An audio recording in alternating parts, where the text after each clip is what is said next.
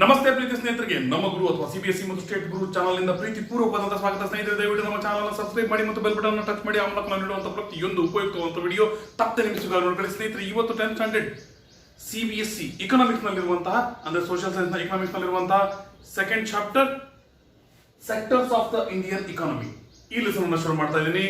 ಸ್ನೇಹಿತರೆ, ಈ ಲೆಸನ್ ಬಹಳ ಈಸಿ ಇದೆ. ಹೇಗೆ ಅಂದ್ರೆ ಈ ಲೆಸನ್ ಅಲ್ಲಿ ನೀವು ಸ್ಟಡಿ ಮಾಡೋದು ಮುಖ್ಯವಾಗಿ 3 ರೀತಿಯ classification of Indian economy or economic activities. ಸರಿಯಾಗಿ ಲೆಸನ್ ಅಲ್ಲಿ ಏನಿದೆ ಅಂತ ಅರ್ಥ ಮಾಡ್ಕೊಂಡ್ರೆ ಅವಾಗ ನಿಮ್ಗೆ ಬಹಳ ಈಸಿ ಅನ್ಸುತ್ತೆ. ಓಕೆ, ಫಸ್ಟ್ ನಾವು ಈ ಲೆಸನ್ ಸ್ಟಡಿ ಮಾಡೋದು ಕೇವಲ 3 ಇಂಪಾರ್ಟೆಂಟ್ ಕೆಟಗರೀಸ್ ನ ಮಾಡಿದೀವಿ ಅಥವಾ ಸೆಕ್ಟರ್ಸ್ ಟೈಪ್ಸ್ ಅನ್ನ ಮಾಡಿದೀವಿ. ಹೇಗೆ ಅಂದ್ರೆ ಒಂದನೇದು ಪ್ರೈಮರಿ, ಸೆಕೆಂಡರಿ ಮತ್ತು ಟರ್ಷರಿ ಸೆಕ್ಟರ್ ಅಂತ ಒಂದು ಕ್ರೈಟೀರಿಯಾದ ಮೇಲೆ ಸಪರೇಟ್ ಮಾಡಿದೀವಿ. ಅರ್ಥ ಆಯ್ತಾ? ಅದನ್ನ ನಾವು ಇವತ್ತಿನ ಎಪಿಸೋಡಿನಲ್ಲಿ ಅರ್ಧ ಮತ್ತು ನಾಳಿನ ಅಂದ್ರೆ ಮುಂದಿನ ಎಪಿಸೋಡ್ ನಲ್ಲಿ ಇನ್ನೂ ಅರ್ಧವನ್ನ ಸ್ಟಡಿ ಮಾಡ್ತೀವಿ. ಇದ್ರ ನಂತರ ಇರುವಂತದ್ದು ಆರ್ಗನೈಸ್ಡ್ ಸೆಕ್ಟರ್ಸ್ ಮತ್ತು ಅನ್ಆರ್ಗನೈಸ್ಡ್ ಸೆಕ್ಟರ್ಸ್ ಅಂತ ಇದೇ ನಮ್ಮ ಇಂಡಿಯನ್ ಎಕಾನಮಿಯನ್ನು ನಾವು ಡಿವೈಡ್ ಮಾಡ್ತೀವಿ ಬೇರೆ ಕ್ರೈಟೀರಿಯಾದ ಮೇಲೆ. ಅದನ್ನ 3rd ಎಪಿಸೋಡ್ ನಲ್ಲಿ ಕರಿತೀವಿ. ನಂತರ 4th ಎಪಿಸೋಡ್ ನಲ್ಲಿ ನಾವು ಏನನ್ನ ಕರಿತೀವಿ ಅಂದ್ರೆ private sector and public sector. ಇದನ್ನು ನಾವು 4ನೇ ಎಪಿಸೋಡ್ ನಲ್ಲಿ ಸ್ಟಡಿ ಮಾಡ್ತೀವಿ. ಅರ್ಥ ಆಯ್ತಾ ಸ್ನೇಹಿತರೆ? ಈ ರೀತಿ 3 ಇಂಪಾರ್ಟೆಂಟ್ ಕಾನ್ಸೆಪ್ಟ್ ಇದಾವೆ. ಅದನ್ನ 4 ಎಪಿಸೋಡ್ ಯಾಕೆ ಮಾಡಿದ್ದೀನಿ ಅಂದ್ರೆ ಫಸ್ಟ್ ಕ್ರೈಟೀರಿಯಾದ ಮೇಲೆ ನಾವು ಸೆಕ್ಟರ್ಸ್ ಅನ್ನ ಮಾಡ್ತೀವಲ್ಲ, ಪ್ರೈಮರಿ, ಸೆಕೆಂಡರಿ ಮತ್ತು ಟರ್ಷರಿ, ಇದೇ ಬಹಳ ಲೆಂತಿ ಇರುವಂತಹ ಕಾನ್ಸೆಪ್ಟ್. ಅದಕ್ಕೋಸ್ಕರ ಇದನ್ನ ನಾನು 2 ಎಪಿಸೋಡ್ ಮಾಡಿದ್ದೀನಿ. ಆದ್ರೆ ನೀವು ಕಲಿತಾ ಇರೋದು ಕೇವಲ 3 ಮೇಜರ್ ಕಾನ್ಸೆಪ್ಟ್ಸ್. ಅರ್ಥ ಆಯ್ತಾ ಸ್ನೇಹಿತರೆ? ಪ್ರತಿಯೊಂದು ಕಾನ್ಸೆಪ್ಟ್ ನಲ್ಲಿ ಯಾವ ಪಾರ್ಟ್ಗಳು ಬಹಳ ಇಂಪಾರ್ಟೆಂಟ್, ಯಾವ ರೀತಿ ಬೋರ್ಡ್ ಎಕ್ಸಾಮಿನೇಷನ್ ನಲ್ಲಿ ಕ್ವಶನ್ಗಳು ಬರಬಹುದು, ಇಂತಹ ಎಲ್ಲಾ ವಿಷಯಗಳನ್ನ ಡಿಸ್ಕಸ್ ಮಾಡ್ತಾ ಕಲಿತಾ ಹೋಗೋಣ. ಯಾವುದೇ ರೀತಿಯ ಗೊಂದಲ, ಕನ್ಫ್ಯೂಷನ್ ಏನು ಬೇಡ. ಬನ್ನಿ ಸ್ನೇಹಿತರೆ, ಇವತ್ತಿನ ಎಪಿಸೋಡ್ ನಲ್ಲಿ ನಾವು ಏನನ್ನ ಕಲಿತೀವಿ ಅಂತ ನೋಡೋಣ. ಇವತ್ತಿನ ಎಪಿಸೋಡ್ ನಲ್ಲಿ ನಾವು ಕಲಿಯುವಂತದ್ದು ಇಕನಾಮಿಕ್ ಆಕ್ಟಿವಿಟೀಸ್ ಅಂದ್ರೆ ಏನು, ಜೊತೆಗೆ ನಮ್ಮ ಇಂಡಿಯನ್ ಇಕಾನಮಿ ಆಗಿರ್ಲಿ ಅಥವಾ ಇಕನಾಮಿಕ್ ಆಕ್ಟಿವಿಟೀಸ್ ನಲ್ಲಾಗಿರ್ಲಿ ಸರಿಯಾಗಿ ಅರ್ಥ ಮಾಡ್ಕೊಳ್ಬೇಕಂದ್ರೆ ನೋಡ್ರಿ, ನಿಮ್ಮ ಟೆಕ್ಸ್ಟ್ ಬುಕ್ ನ ಟೈಟಲ್ ಏನು, ಅಂಡರ್ಸ್ಟ್ಯಾಂಡಿಂಗ್ ಇಕನಾಮಿಕ್ ಡೆವಲಪ್ಮೆಂಟ್. ನೋಡ್ರಿ, ಇಕನಾಮಿಕ್ ಡೆವಲಪ್ಮೆಂಟ್ ಅನ್ನು ಅರ್ಥ ಮಾಡ್ಕೊಳ್ಬೇಕಂದ್ರೆ ಅಥವಾ ಇಕನಾಮಿಯನ್ನ ಅರ್ಥ ಮಾಡ್ಕೊಳ್ಬೇಕಂದ್ರೆ we have to categorise economic activities or we have to group economic activities together, or components of economy can be grouped or classified. Such classification or grouping of components of economy or such classification or grouping of economic activities on some criteria, it is known as sector. Sector ಅಂದ್ರೇನು? Group ಮಾಡುವಂಥದ್ದು. ಯಾಕಂದ್ರೆ lesson title sectors of the Indian economy ಅಂದ್ರೆ Indian ಎಕಾನಮಿಯಲ್ಲಿರುವಂತಹ components ಗಳನ್ನ ನಾವು group ಮಾಡ್ತೀವಿ. Group ಮಾಡಿ study ಮಾಡಿದಾಗ ನಮಗೆ ಸುಲಭವಾಗಿ ಅರ್ಥ ಆಗುತ್ತೆ. ಯಾಕಂದ್ರೆ ಎಷ್ಟೊಂದು ಆಕ್ಟಿವಿಟೀಸ್ ಇದಾವೆ. ಎಲ್ಲಾ ಆಕ್ಟಿವಿಟೀಸ್ ಡಿಟೇಲ್ ಆಗಿ ಸ್ಟಡಿ ಮಾಡ್ಕೊಂತ ಕುತ್ಕೊಳಕ್ಕಾಗಲ್ಲ. ನೀವು 9th ಸ್ಟ್ಯಾಂಡರ್ಡ್ ಬಯಾಲಜಿಯಲ್ಲಿ ಕಲ್ತಿದ್ದೀರಿ ಯಾವ ರೀತಿ ಎಲ್ಲಾ ಆರ್ಗನಿಸಮ್ಸ್ ಅನ್ನು ನಾವು ಇಂಡಿವಿಜುವಲ್ ಆಗಿ ಸ್ಟಡಿ ಮಾಡೋಕ್ಕಾಗಲ್ಲ. ಅದಕ್ಕೋಸ್ಕರ ಯಾವ ರೀತಿ ಗ್ರೂಪ್ ಮಾಡ್ತೀವೋ ಅದೇ ರೀತಿ ಇಲ್ಲಿ ಸಹ ಗ್ರೂಪ್ ಮಾಡ್ತೀವಿ. ಒಂದೇ ರೀತಿ ಇರುವಂತಹ ಆಕ್ಟಿವಿಟಿಗಳನ್ನ ಒಂದೊಂದು ಕ್ರೈಟೀರಿಯಾದಲ್ಲಿ ಒಂದೊಂದು ರೀತಿ ಗ್ರೂಪ್ ಮಾಡ್ತೀವಿ ಅಥವಾ ಪಾರ್ಟ್ ಮಾಡ್ತೀವಿ. ಸೆಕ್ಟರ್ ಅಂದ್ರೆ ಪಾರ್ಟ್ ಅಂತ ಅನ್ಕೋಬಹುದು. ನೀವು ಮ್ಯಾಥಮೆಟಿಕ್ಸ್ ಅನ್ನು ಸಹ ಕಂಪೇರ್ ಮಾಡಿದ್ರೆ ಮ್ಯಾಥ್ಸ್ ನಲ್ಲೂ ಸಹ ಸರ್ಕಲ್ ನಲ್ಲಿ ನೀವು ಸೆಕ್ಟರ್ಸ್ ಅನ್ನು ನೋಡ್ತೀರಿ, ಅಂದ್ರೆ ಪಾರ್ಟ್ ಅನ್ನು ನೋಡ್ತೀರಾ. ಅರ್ಥಾತ್ ಅದೇ ರೀತಿ ಇಕಾನಮಿಯಲ್ಲಿರುವಂತಹ ಮೇಜರ್ ಸೆಕ್ಟರ್ಸ್ ಅಥವಾ ಪಾರ್ಟ್ಸ್ ಯಾವ್ಯಾವು ಇವುಗಳನ್ನು ನಾವು ಈ ಲೆಸನ್ ನಲ್ಲಿ ಸ್ಟಡಿ ಮಾಡ್ತೀವಿ. ಅರ್ಥ ಆಯ್ತಾ ಸ್ನೇಹಿತರೆ? ಬನ್ನಿ ಹಾಗಾದ್ರೆ ಇವತ್ತಿನ ಕಾನ್ಸೆಪ್ಟ್ ಅನ್ನ ಶುರು ಮಾಡ್ಬಿಡೋಣ. Economic activities. What do you mean by economic activities? Economic activities are the activities which are done in the expectation of earning or income. Have you understood? Any activity which is done to get the income, that is known as economic activities. ನೀವು cinema ಥಿಯೇಟರ್ಗೆ ಹೋಗಿರ್ತೀರ, ಅಲ್ಲಿ ನಿಮ್ಗೊಂದು ಕಥೆ ಅರ್ಥ ಆಗುತ್ತೆ, ಹೌದಲ್ಲ? ಅಥವಾ ಪುಸ್ತಕವನ್ನು ಓದ್ತೀರ, ಅಲ್ಲಿ ಒಂದು ಕಥೆ ಅರ್ಥ ಆಗುತ್ತೆ. ಅವಾಗ ಏನ್ ಮಾಡಿರ್ತೀರಿ, ಆ ಪುಸ್ತಕವನ್ನು ಪರ್ಚೇಸ್ ಮಾಡೋಕ್ಕಾಗಿರ್ಲಿ, ಸಿನಿಮಾವನ್ನು ನೋಡೋದಕ್ಕಾಗಿರ್ಲಿ ದುಡ್ಡು ಕೊಟ್ಟಿರ್ತೀರಿ. ಅದು ಇಕನಾಮಿಕ್ ಆಕ್ಟಿವಿಟಿ ಆಯ್ತು. ಅದೇ ನಿಮ್ಮ ಅಜ್ಜಿ ನಿಮಗೆ ಕತೆ ಹೇಳಿದ್ರೆ ನಿಮ್ಮ ಅಜ್ಜಿ ಕತೆ ಬಹಳ ಚೆನ್ನಾಗಿ ತಗ ಅಂತ ಕೊಡ್ತೀರ ದುಡ್ಡು ಕೇಳಿ, ಮತ್ತೆ ಅವ್ರ ಹತ್ರನ ಹಚ್ಕೊಂತೀರಿ ನೀವು, ಹೌದಲ್ಲ? ಹಂಗಂದ್ರೆ which activities are not done to earn money, they are considered as non-economic activities. Economic activities are the activities which are done to earn money, to get the income. Have you understood? ಅರ್ಥ ಆಯ್ತಾ ಸ್ನೇಹಿತರೆ? economic activity ಅರ್ಥ ಆಯ್ತು. ಯಾಕೆ economic activity ಅರ್ಥ ಆಗ್ಬೇಕಂದ್ರೆ we come across different types of economic activities. ನೀವು ನಮ್ಮ ಕೈಯಲ್ಲಿ ಪೆನ್ ಇಟ್ಕೊಂಡಿದ್ದೀನಿ, ಪೆನ್ ಅನ್ನು ನೋಡಿ, ಈ ಪೆನ್ ಅನ್ನ ಪ್ರಿಪರೇಷನ್ ಮಾಡಿದ್ರಲ್ಲ ಅಂದ್ರೆ ರೆಡಿ ಮಾಡಿದ್ರಲ್ಲ, ಪ್ರೊಡ್ಯೂಸ್ ಮಾಡಿದ್ರಲ್ಲ, ಅದು ಸಹ ಒಂದು ಎಕನಾಮಿಕ್ ಆಕ್ಟಿವಿಟಿನೇ. ಹಸಿವಾದ್ರೆ ಬ್ರೆಡ್ ತಿಂತೀವಿ ಅಥವಾ ಏನೋ ಊಟ ಮಾಡ್ತೀರಿ, ನಾವು ಊಟ ಮಾಡಬೇಕಾದ್ರೆ ಇದನ್ನ ತಗೊಂಬಂದಿರ್ತೀವಲ್ಲ, ಅದು ನಮಗೇನೋ ಫ್ರೀ ಕೊಟ್ಟಾರ? ಇಲ್ಲ, we have purchased it. So ಈ ಬ್ರೆಡ್ ಅನ್ನ ಅಂದ್ರೆ ಈ ಬನ್ ಅನ್ನ ಪ್ರಿಪೇರ್ ಮಾಡ್ತಾರಲ್ಲ, ಈ ಬನ್ ಪ್ರಿಪೇರ್ ಮಾಡೋದು ಸಹ ಒಂದು ಎಕನಾಮಿಕ್ ಆಕ್ಟಿವಿಟಿ. ಅರ್ಥ ಆಯ್ತಾ ಸ್ನೇಹಿತರೆ? ಫಾರ್ ಎಕ್ಸಾಂಪಲ್ ಬರೀ ಬನ್ನಿಂದ ಎಕ್ಸಾಂಪಲ್ ತಗೊಳ್ಳೋಣ. ಈ ಬನ್ ಅನ್ನ ಪ್ರಿಪೇರ್ ಮಾಡಬೇಕು ಅಂದ್ರೆ ಕೇವಲ ಬೇಕರಿ ಅವರು ಏನೋ ಒಂದು ಕೆಮಿಕಲ್ ತಂದಾಕಿ ಮಾಡಿಲ್ಲ. ಇಲ್ಲಿ ಮುಖ್ಯವಾಗಿ ಬೇಕಾಗಿರೋದೇನು? ವೀಟ್ ಫ್ಲೋರ್ ಬೇಕು ಅಥವಾ ಮೈದಾ ಹಿಟ್ಟು ಅದು ಬೇಕು. ನೋಡ್ರಿ, ಈ ವೀಟ್ ಅನ್ನ ಪ್ರೊಡ್ಯೂಸ್ ಮಾಡೋದು ಸಹ ಒಂದು economic activity. Because the producers of wheat, that means farmers, they have not given them free of cost. ಅವರು ದುಡ್ಡು ತಗೊಂಡೇ ಕೊಟ್ಟಿದಾರ. ನೋಡ್ರಿ, ಅದನ್ನು ಎಕನಾಮಿಕ್ ಆಕ್ಟಿವಿಟಿ ಆಯ್ತು. ನಂತರ ವೀಟ್ ಫ್ಲೋರ್ ಅನ್ನ ರೆಡಿ ಮಾಡ್ತಾರಲ್ಲ, ಅವ್ರ ಹತ್ರ ಹೋಗಿ ಇವರು ವೀಟ್ ಫ್ಲೋರ್ ಅನ್ನ ಪರ್ಚೇಸ್ ಮಾಡಬೇಕಾಗುತ್ತೆ. ನೋಡ್ರಿ, ಅದು ಸಹ ಎಕನಾಮಿಕ್ ಆಕ್ಟಿವಿಟಿ ಆಯ್ತು. ನಂತರ ಈ ಬನ್ ಅನ್ನ ಪ್ರಿಪೇರ್ ಮಾಡ್ತಾರಲ್ಲ, ಈ ಬನ್ ಅನ್ನ ಪ್ರಿಪೇರ್ ಮಾಡಿದ್ದು ಸಹ ಎಕನಾಮಿಕ್ ಆಕ್ಟಿವಿಟಿನೇ. ಅರ್ಥ ಆಯ್ತಾ ಸ್ನೇಹಿತರೆ? ಈಗ ಒಂದಿಷ್ಟು ಸಾರಿ ನೀವು ಟಿವಿಗಳಲ್ಲಿ ನೋಡ್ತೀರಿ, ಇದು ಬೆಸ್ಟ್ ಪ್ರಾಡಕ್ಟ್, ಇದರಂತ ಒಳ್ಳೆ ಬನ್ ಎಲ್ಲಿ ಸಿಗೋದೇ ಇಲ್ಲ, ಈ ರೀತಿ ಎಲ್ಲ ಅಡ್ವರ್ಟೈಸ್ಮೆಂಟ್ ಎಲ್ಲ ಕೊಡ್ತಿರ್ತಾರೆ. ಅಥವಾ ಈ ಬನ್ ಒಂದು ಪ್ಲೇಸ್ ಇಂದ ಇನ್ನೊಂದು ಪ್ಲೇಸ್ಗೆ ಟ್ರಾನ್ಸ್ಪೋರ್ಟ್ ಆಗ್ಬೇಕಾಗುತ್ತೆ, ಹೌದಾ? ಇವು ಸಹ ದುಡ್ಡು ತಗೊಂಡೇ ಮಾಡೋಂಥ ಆಕ್ಟಿವಿಟೀಸ್. ನೋಡ್ರಿ, ಈ ರೀತಿ ಡಿಫ್ರೆಂಟ್ ಟೈಪ್ಸ್ ಆಫ್ ಆಕ್ಟಿವಿಟೀಸ್ ಇದಾವೆ. All are economic activities. ನೋಡ್ರಿ, ಕೇವಲ ಒಂದು ಬನ್ ಎಕ್ಸಾಂಪಲ್ ತಗೊಂಡ್ರೆ ಇಷ್ಟರ ಮಟ್ಟಿಗೆ different types of economic activities ಇದಾವೆ. ಇವೆಲ್ಲ ಆಕ್ಟಿವಿಟೀಸ್ ನಾವು ಸರಿಯಾಗಿ ಅರ್ಥ ಮಾಡ್ಕೊಳ್ಬೇಕಂದ್ರೆ we have to group them in proper way by using proper criteria. Have you understood? So now we are going to understand what do you mean by sector. Sector means it is a part of economy in respect of economics I'm telling. Have you understood what do you mean by sector? Sector is nothing but grouping or categorizing economic activities or economy on the basis of particular criteria. Have you understood? ಅರ್ಥ ಸ್ನೇಹಿತರೆ, ಈ ರೀತಿ group ಮಾಡೋದು ಅಷ್ಟೇ sector ಅಂದ್ರೆ. ಈಗ there are three criteria mainly used to categorize or group sectors. ಅರ್ಥ ಆಯ್ತಾ ಸ್ನೇಹಿತರೆ? ಈಗ ನಾವು ಫಸ್ಟ್ ಕ್ರೈಟೀರಿಯಾದ ಮೇಲೆ ಕ್ಯಾಟಗರೈಸ್ ಮಾಡೋದನ್ನ ಸ್ಟಡಿ ಮಾಡೋಣ. ಅದು ಏನು? ಪ್ರೈಮರಿ ಸೆಕ್ಟರ್, ಸೆಕೆಂಡರಿ ಸೆಕ್ಟರ್ ಮತ್ತು ಟರ್ಷರಿ ಸೆಕ್ಟರ್. ಆಲ್ರೆಡಿ ನಾನು ಉಳಿದಂತ 2 ಟೈಪ್ಸ್ ಆಫ್ ಕ್ಯಾಟಗರೈಸೇಷನ್ ಅನ್ನ ಆಲ್ರೆಡಿ ಹೇಳಿದ್ದೀನಿ. ಅದನ್ನು ನಾವು ಮುಂದಿನ ವಿಡಿಯೋಗಳಲ್ಲಿ ಸ್ಟಡಿ ಮಾಡೋಣ. ಈಗ ಯಾವ ರೀತಿ ಸೆಕ್ಟರ್ಸ್ ಅನ್ನ ನಾವು ಡಿವೈಡ್ ಮಾಡಬಹುದು ಫಸ್ಟ್ ಕ್ರೈಟೀರಿಯಾದ ಮೇಲೆ? It is as first one, primary sector. Already in your 8th standard or in your lower classes you have understood about primary. Second one, secondary. Secondary sector. ಅದರ ನಂತರ ನೋಡುವಂಥದ್ದು ಥರ್ಡ್ ಒನ್ ಟರ್ಷರಿ ಸೆಕ್ಟರ್. ಅರ್ಥ ಆಯ್ತಾ ಸ್ನೇಹಿತರೆ? ನೀವು primary activities, secondary activities, tertiary activities ಅಂತ ಏನು study ಮಾಡಿದ್ರಿ ಅದೇ ಕಾನ್ಸೆಪ್ಟ್ ಇಲ್ಲಿ ನಾವು ಅಪ್ಲೈ ಮಾಡೋದು. ಇಲ್ಲಿ primary sector, secondary sector, tertiary sector ಅಂತ ಹೇಳ್ತೀವಿ ಅಷ್ಟೇ. ಅರ್ಥ ಆಯ್ತಾ ಸ್ನೇಹಿತರೆ? ಇದ್ರ ನಂತರ ನೋಡ್ರಿ, when you take the example of making bun, for the preparation of bun there is a necessity of wheat. So wheat is produced by the farmers mainly depending upon natural resources. ಹೌದಾ? ಅಂದ್ರೆ natural ಬಿಟ್ಟು ಬೇರೆ ಏನು ಬಳಸೋದಿಲ್ಲ ಅಂತ ಅಲ್ಲ, ಬಳಸ್ತಾರೆ. ಆದ್ರೆ mainly rainfall ಆಗಿರ್ಲಿ, ಸಾಯಿಲ್ ಆಗಿರ್ಲಿ, ಕ್ಲೈಮೆಟಿಕ್ ಕಂಡೀಷನ್ಸ್, ರೈನ್ಫಾಲ್ ಅದರಲ್ಲೇ ಬರುತ್ತಲ್ಲ, ಓಕೆ, ಈ ರೀತಿ ಇರುವಂತಹ ನ್ಯಾಚುರಲ್ ಫ್ಯಾಕ್ಟರ್ಸ್ಗಳ ಮೇಲೆ ಹೆಚ್ಚಿಗೆ ಡಿಪೆಂಡೆನ್ಸಿ ಇರುತ್ತೆ. ಅಥವಾ ನೀವು ಡೈರಿ ಫಾರ್ಮಿಂಗ್ ಅನ್ನು ಸಹ ನೀವು ಪ್ರೈಮರಿ ಸೆಕ್ಟರ್ಗೆ ತಗೋಬಹುದು. ಯಾಕಂದ್ರೆ here also biological activity of cattle or fodder, ಇಂಥವುಗಳ ಮೇಲೆ ಇದು ಡಿಪೆಂಡ್ ಆಗಿರುತ್ತೆ. ಅದೇ ರೀತಿ ಮೈನಿಂಗ್ ತಗೊಂಡ್ರೆ, in mining also we are extracting the natural resource, isn't it? So all these activities or all these components of economy which are directly related to the natural resources, they are considered as primary sector. Have you understood?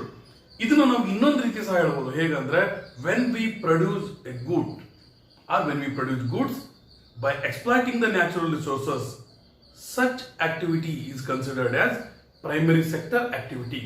ಅರ್ಥ ಆಯ್ತಾ ಸ್ನೇಹಿತರೆ?